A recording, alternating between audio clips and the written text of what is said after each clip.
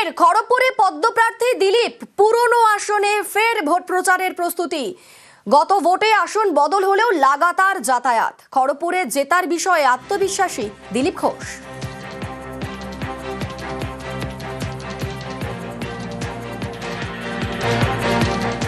গত কয়েকটি নির্বাচনে খড়গপুরে সবসময় লিড পেয়েছি, কখনো বেশি কম। লোকসভায় আমি প্রায় 45,000 লিড পেয়েছিলাম ওখান থেকে। বিধানসভায় লিডটা একটু কম থাকে। এখানে লিড নিয়ে প্রশ্ন নেই, প্রশ্ন হচ্ছে আমাদের টার্গেট আছে গতবারের রেকর্ডকে ভাঙতে হবে। 1 লাখ ভোট আমরা খড়গপুরে পাবো। যাবো, আগে কর্মীদের সঙ্গে দেখা করবো, কথাবার্তা বলবো, শুনবো, ছোট ছোট বৈঠক করবো। পুরনো কর্মীরা অনেকে হয়তো বসে আছেন, তাদেরকে অ্যাক্টিভ করতে হবে, তাদের সঙ্গে কথা বলতে হবে। হ্যাঁ, কলকাতায় আমার তো কোনো কাজ নেই, বাকি পার্টি প্রচারে যদি আমাকে কোনো কাজ দেয় সেটা করবো। বাকি খড়গপুরকে কেন্দ্র করেই আমার চেষ্টা থাকবে। নন্দীগ্রাম ও ভবানীপুর থেকে প্রার্থী শুভেন্দু। ভোটে জোড়া আসনে লড়াইয়ে নজির আছে। রাহুল মোদির উদাহরণ টেনে দাবি দিলীপের।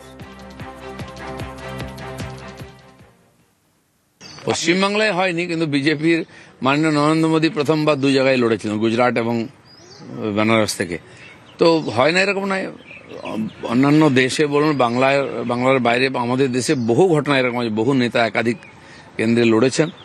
আর রাহুল গান্ধীও বোধহয় সাউথে আর আমেঠিতে লড়েছিলেন। তো এরকম নজির আছে। পার্টি প্রয়োজন মনে করেছে, তাই এটা সিদ্ধান্ত নিয়েছে।